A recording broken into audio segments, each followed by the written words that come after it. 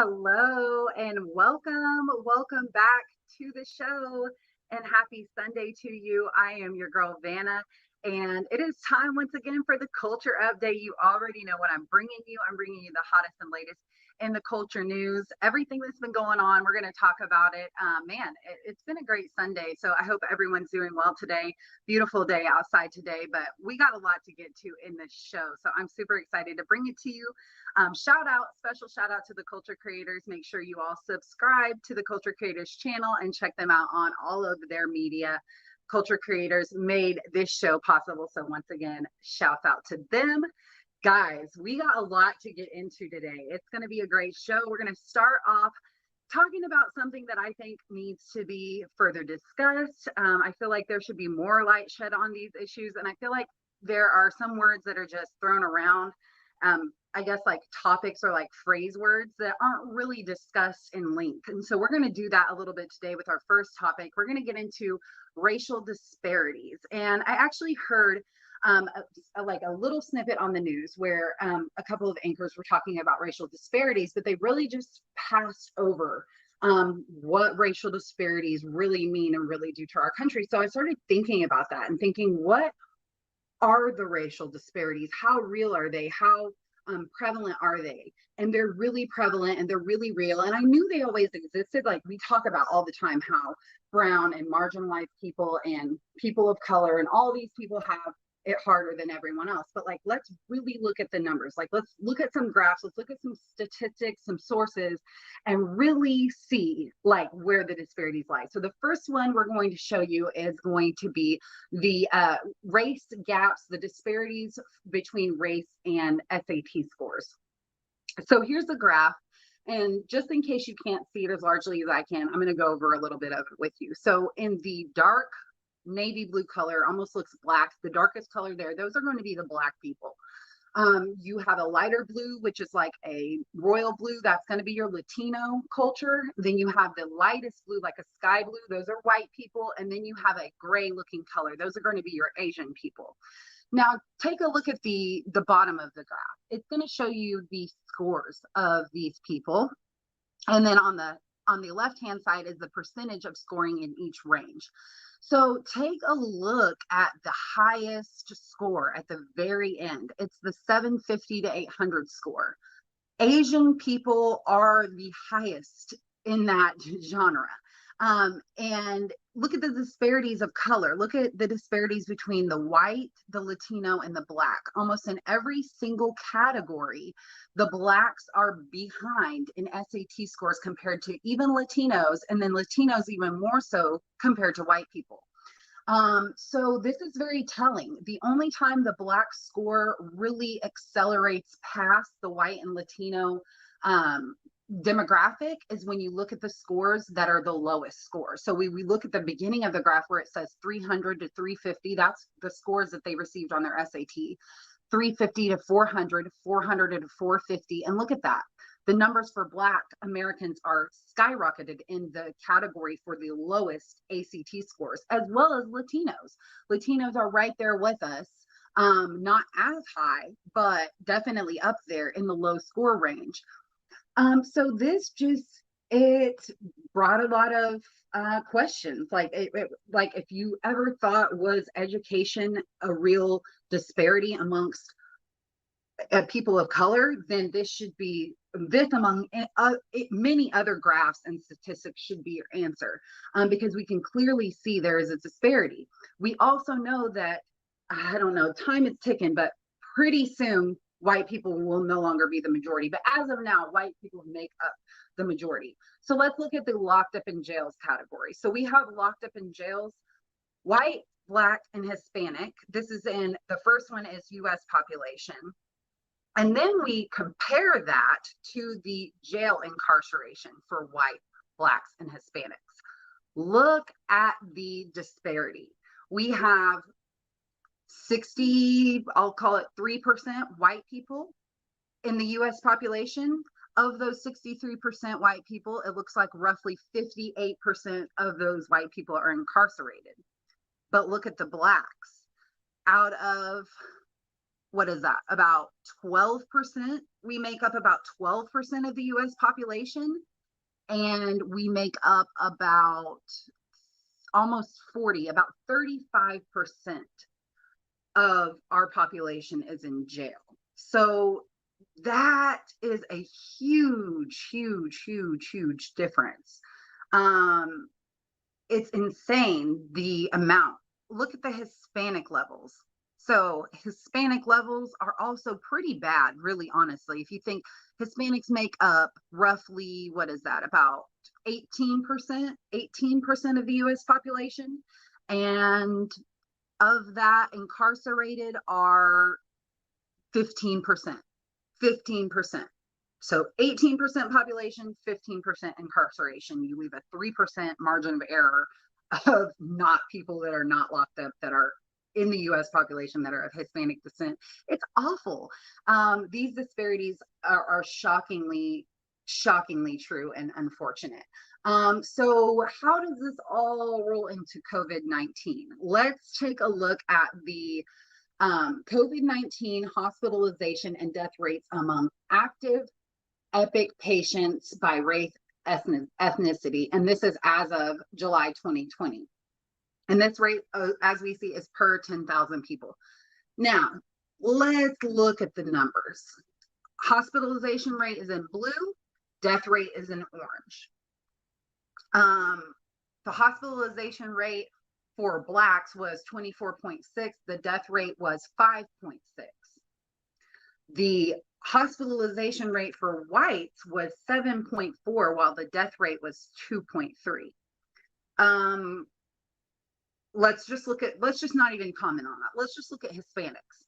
Hospitalization rate for Hispanics was 30.4. Death rate was 5.6.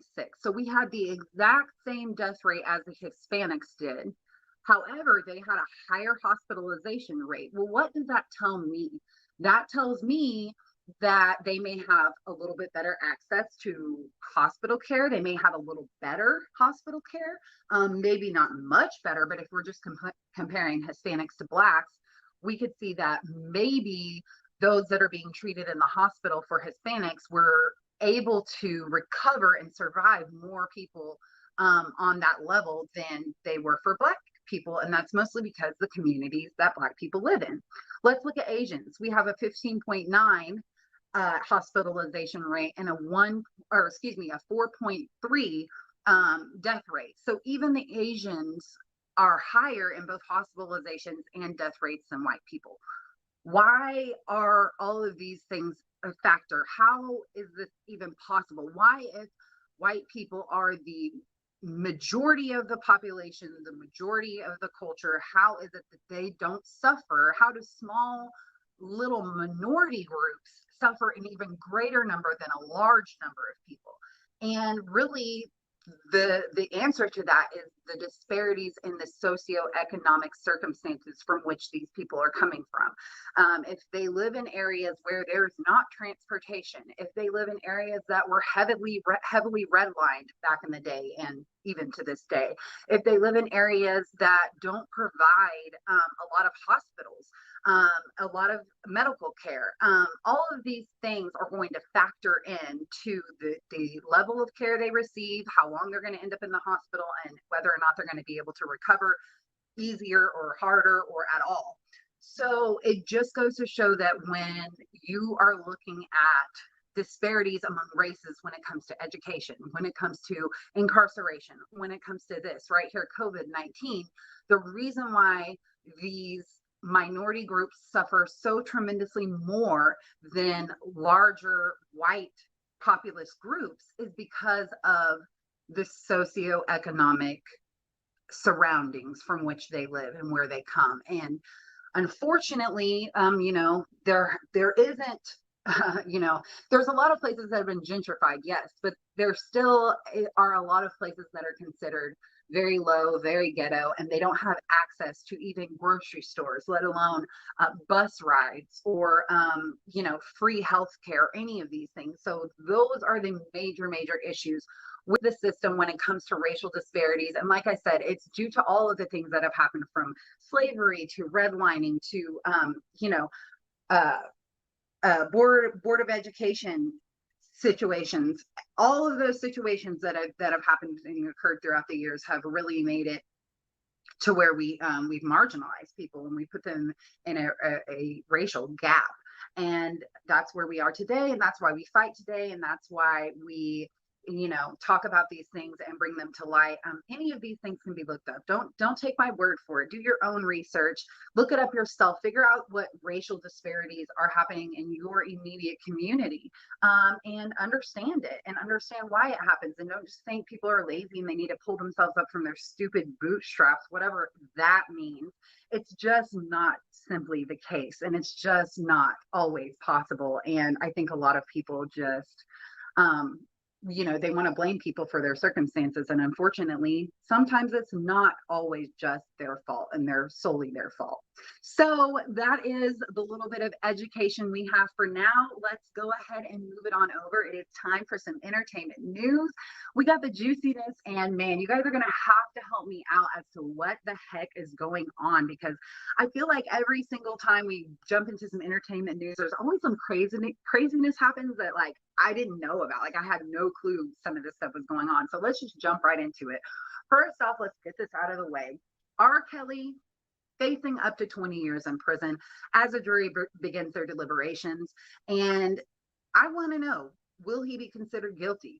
We've come up against these cases in the past, similar cases, I should say, but not really one to this magnitude. I don't know, those of you who may or may not have been hearing about this or following this, there has been a lot going on when it comes to this situation with R. Kelly. So much so that his attorneys in court even compared him to Dr. Martin Luther King Jr. in a closing argument of his trial, which, Lord, have mercy. There's just a lot to unpack in this R. Kelly situation. So basically, they are demanding that prosecutors prove that he's guilty beyond a reasonable doubt in the same way that Dr. King fought for constitutional rights. That was a direct quote from the defense attorney. That is how they compared him to Dr. Martin Luther King. But here we are again, and they went on. He went on to quote, "I've been to the mountaintop," and talking about the speech and saying, I mean, it's just so much. And it's like, really? For R. Kelly's defense, this is what you turn to, quoting Martin Luther King? Which, I mean, not to say that Martin Luther King was a saint. Let's be honest. We all know about what some of the side stuff Martin Luther King Jr. had gotten himself into. But that beside the point, it's just ridiculous. I feel like the end of his trial ended up becoming a bit of an S show, if you know what I mean. Them calling him that, they also compared him to other civil rights movements as well. And he's facing 20 years for these charges. Now, other people are also saying that his team should be considered guilty in some of these cases, and charges should be brought up against his team as well, because his team was complicit and implicit in this situation, and they allowed it to happen. Prosecutors are alleging that R. Kelly abused several teen girls, of course, including the late Aaliyah, who he illegally married when she was only 15 years old. And it goes on and on and on. I don't know if you heard about this, but Drake actually recently caught some heat for sampling R. Kelly's song on Certified Lover Boy amidst the criminal trial and everything is going on. So there's always that as well. If convicted, he does face up to, I heard 20 years, I've heard 10 years, I've heard 20 years, and I've heard up to life. So we are definitely going to keep our eyes. And I mean, I'm just wondering, is this going to be like a Bill Cosby type of thing? Is this going to be like a Rodney King? Like, what type of thing are they really going to make this R. Kelly thing? I do believe he's guilty. I do believe he will go to jail, but I'm wondering, are they going to like try to give leniency to him because of his stature? I don't know. Also, I saw a lot of people saying Google R. Kelly's net worth and then come back and talk to me. Yeah, I Googled R. Kelly's net worth, and currently, as of last night, it's at negative $2 million. So, yuga. Don't know what he's going to do about that one, but I guess that's what happens when you have a lot of court fees and you're literally fighting to stay out of jail. So That's the news on R. Kelly. Tell me what you think. Is he guilty? Is he going to get locked up? Will he face 10 to 20? Will he face life? Let me know. I want to hear your comments. Drop them and let me know what you think about the R. Kelly situation. Do you think that he is comparable to, as his attorney said, Martin Luther King Jr.? I think it's laughable. That's just my personal opinion, but I'd love to know yours. Drop me some comments and let me know. All right, let's move on to this next story. Guys, this next story truly baffled me. I had no clue this was going on. Apparently, authorities are now saying that Kelly Price is listed as a missing person, and she reportedly just disappeared after being released from the hospital. And this is just insane news. So let me read you a little bit about what's going on. According to the officials of Cobb County, Kelly Price has been officially listed as a missing person after police conducted a welfare check at her home last weekend. Authorities said that they found no evidence of foul play and spoke with Kelly's boyfriend at the residence, but despite this, she is now listed as a missing person with the National Crime Information Center. My question is, how does her boyfriend not know where she is? I mean, that could be a lot of different things. They said no foul play was suspected, but it says that Kelly posted a video in late July telling fans that she did have COVID-19 and was struggling with symptoms of the virus. According to her family, she was admitted to the hospital about a week later and ended up in the ICU because her condition worsened. Her family then later told TMZ that they were in touch with her while she was hospitalized in early August. She also received visits from her children several times during the day. So my question still is, what went wrong? Like, how did they lose a whole person, or how is she missing, or where did she go? 3 weeks after she was admitted, her kids allegedly received a call that she would be discharged, which was reportedly a surprise to them because she was not believed to have fully recovered. And Kelly's family says that she has not been heard from since. And they told the cops that her boyfriend is allegedly keeping friends and family members from visiting her home at this time. I'm assuming if they did a welfare check at the house, that would maybe allow them to then enter and go into the house and check to make sure she wasn't in there. I'm assuming. So I'm guessing even though the boyfriend's not letting the family in the home, the cops surely have looked there. So I'm assuming he doesn't just have her hidden there, unless unfortunately he did something gruesome and hid her there. But this is just really concerning. All of the missing person stuff that's been going on with the whole Gabby Petito situation and all of that has really opened a lot of people's eyes and ears and got people really talking about missing persons, and especially when it comes to Black people and marginalized people, people of color, Indigenous women going missing. And now a lot of people are like, how come we're not talking more about colored people missing? So what better person to talk about colored people being missing than Kelly Price? I mean, how do you lose a celebrity? I would consider her a celebrity. I don't see how this even happens. Like, how does this even happen in the world? Like, there are so many missing people, and there are so many places for people that are missing that could be. It just devastates me. It's so scary, and it's so sad that people can just fall off the planet and not even no one know where they are. I mean, I'm sure someone does, but like, it's just scary. So even though the authorities don't suspect foul play in that case, they are keeping the boyfriend in mind as a person of interest. So let me know what you think. We got some comments dropping in. Yeah, it's crazy how many Black people are missing and nothing said. Exactly, which is why, the culture update, got to bring it to you guys. It's just not right, and we need to talk more about it. I know they found the other young Black man earlier this week that had been missing, that a lot of people were talking about as well. And I mean, maybe we should do some colored people missing persons show. I think that would be kind of fun. That would be kind of fun, actually. But anyway, yeah, there's just way more that needs to be done when it comes to missing persons, and especially when it comes to missing colored people. So I really, really hope that they recover Kelly Price and figure out what's going on in that situation. And I hope and pray that she is okay and that everything is going to be good there. So we got to move on to the final and last story of the day. We got to bring this to you. We got to end on a happy note, on a good note. My guy Eddie Murphy is once again stepping out and doing his thing. Shout out to the brother. He has signed a 3-film deal with Amazon Studios. And you know what that means? That means 3 Eddie Murphy movies are coming to Amazon very, very soon.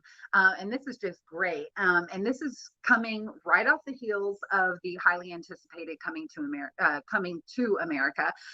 And right after that, pretty much Amazon just announced their partnership with Eddie. They knew right from that point, and I'm not surprised that they immediately signed him onto this deal, because Coming to America was sold to Amazon for, I believe it was what was it? 125 million. So Eddie Murphy sold Coming to America to Amazon for 125 million dollars.